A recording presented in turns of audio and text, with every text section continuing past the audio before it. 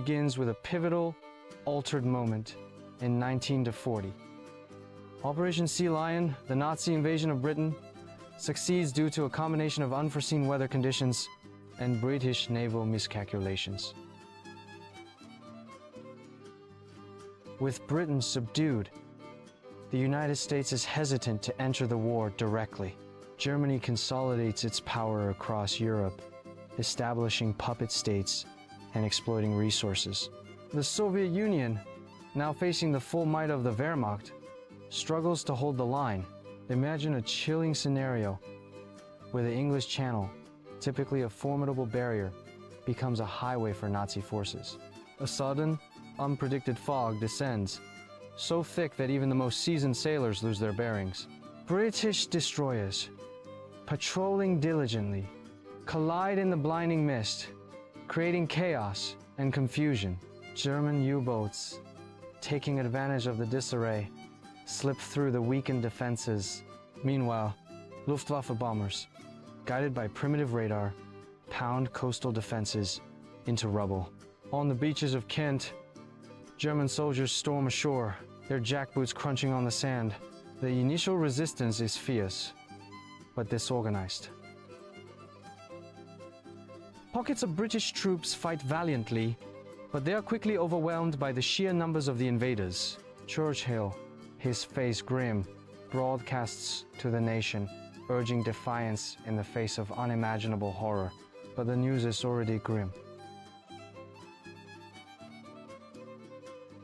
Key airfields fall, crippling the RAF. Supply lines are severed, and panic grips London. The United States, witnessing the unfolding catastrophe from across the Atlantic, hesitates. Isolationist sentiment runs deep, and the memory of the Great War still lingers. President Roosevelt, torn between his conscience and political realities, delays intervention. Across the Channel, Hitler celebrates his triumph.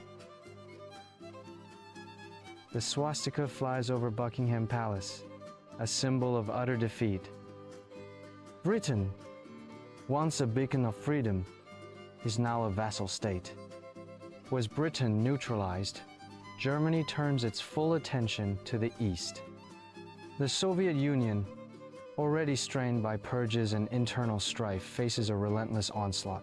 The vast steppes become a graveyard for tanks and dreams.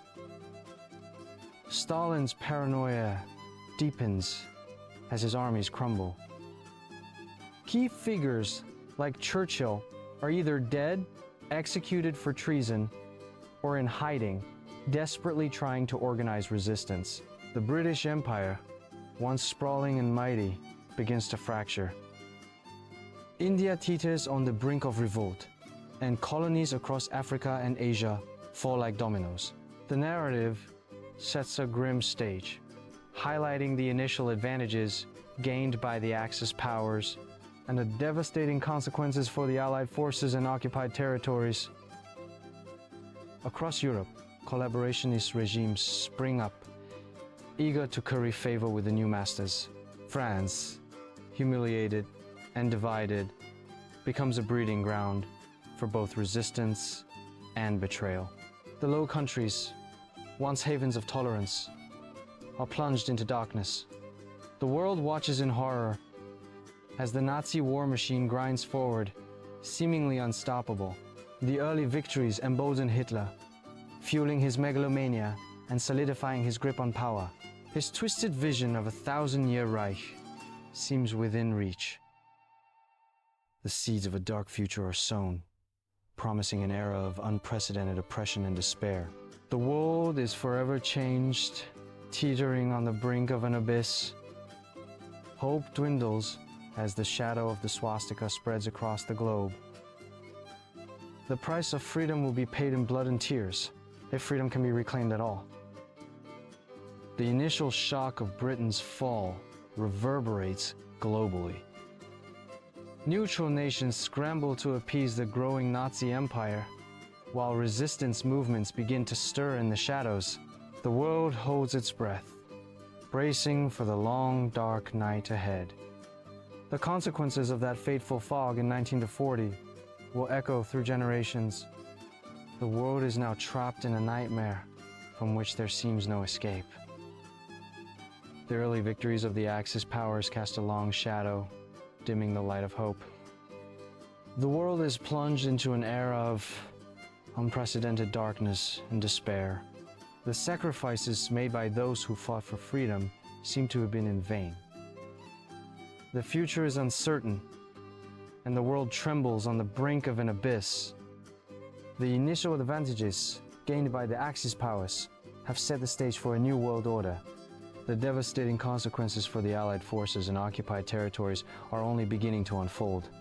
The world is forever altered by Hitler's victory, and the hope for freedom is all but extinguished. The grim reality of a Nazi-dominated world begins to take shape, casting a long shadow over humanity. The initial shock of Britain's fall reverberates globally, setting the stage for a dark future. The world is plunged into an era of unprecedented oppression and despair, with no end in sight. The consequences of that fateful fog in 1940 will continue to haunt the world for generations to come. The world is now trapped in a nightmare from which there seems no escape, with hope dwindling. With Britain fallen and Europe under its heel, the Nazi regime's grip tightened with each passing year. Across the Atlantic, the United States watched warily, its isolationist sentiments hardening in the face of such overwhelming power. The promise of intervention faded, replaced by a grim focus on domestic affairs. Meanwhile, the Soviet Union bled dry by relentless offensives, staggered and fell. The vast territories of Eastern Europe and Russia became new domains for the Reich, carved into obedient provinces. As the swastika spread, so did the horrors of the Holocaust. The concentration camps swelled, their purpose expanding to encompass not only Jews, but also any deemed undesirable by the twisted ideology. Slavs, Roma, homosexuals, the disabled, political dissidents, all were swept up in the genocidal tide. In the shadows, resistance flickered. Brave men and women in occupied lands formed clandestine networks, sabotaging infrastructure and spreading whispers of defiance. But against the might of the SS and the Gestapo, their efforts were often crushed with brutal efficiency. Public executions became commonplace, a stark reminder of the consequences of dissent. Children grew up under the shadow of the jackboot, their minds molded by propaganda, their spirits broken by fear. Technological advancements, once symbols of progress, were perverted into instruments of oppression. Scientists labored in secret, developing new weapons and methods of control. Genetic engineering sought to create a master race, while advanced surveillance systems monitored every citizen's move. The world was cloaked in a perpetual twilight, where the light of freedom and democracy had all but vanished. In this dark timeline, Hitler's victory was not just a military triumph, but a complete and utter corruption of the human spirit. The Nazi ideology had become the New World Order. Hope was a dangerous memory. Whispers of the past were silenced by the ever-watchful eyes of the state. The future stretched ahead, an endless expanse of darkness where the very idea of liberation seemed a distant, impossible dream. The world was forever altered. The cost of freedom was too high. The price of defeat, immeasurable. The silence of the defeated was deafening. The darkness had won. And the world will never be the same. The end.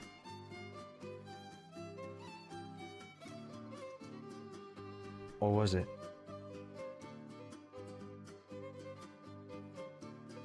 Perhaps, in the deepest shadows, a spark of hope remained, a flicker of defiance, a promise of a future yet unwritten. But for now, darkness reigns supreme. The world held its breath, waiting,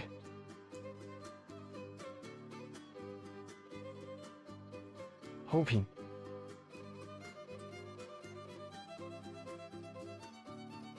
praying.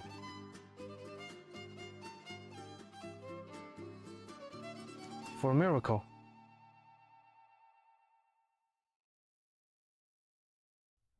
That may never come. The silence was broken only by the sound of marching boots,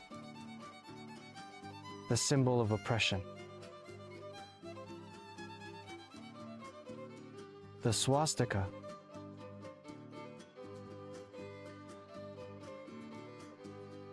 flying high, a constant reminder of the world's fate. A world without hope, without freedom,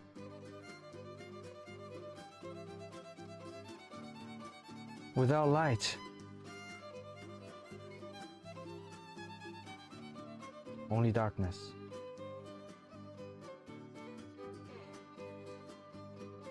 Forever.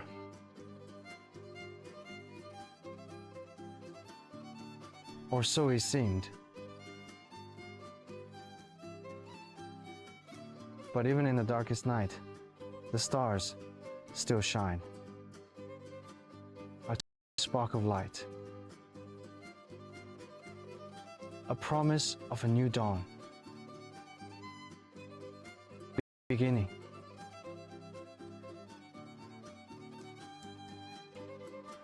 A chance for redemption. A chance for freedom. A chance for hope.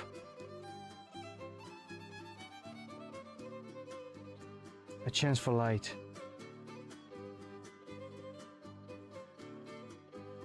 A chance for a better world.